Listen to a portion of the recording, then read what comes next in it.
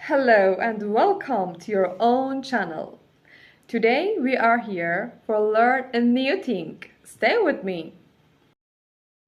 Hello and welcome to your own channel. Today we are here for learning about birds. All about birds. Let's introduce them. Our lesson today is about birds.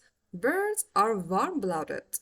It means their body feel warm when you touch them.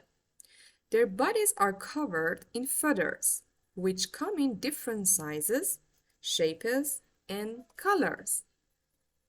Their body part. A bird's mouth is called a beak.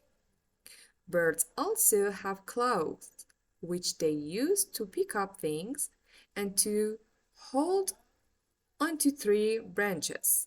They have wings, but not all birds can fly. Only some of them can fly. Let's look at them. They are so beautiful and lovely. About their eggs and nests. Birds lay eggs. When they lay When the eggs hatch, baby birds come out. Both the mommy and daddy bird take care of the babies. Different hobbies. Some birds can swim. They have oily wings that help them stay dry. After swimming, they shake their body off the water and can fly again. But birds that can't swim have a problem. If their wings get wet, they become too heavy to fly.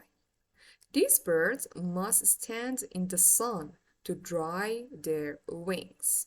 Look at them.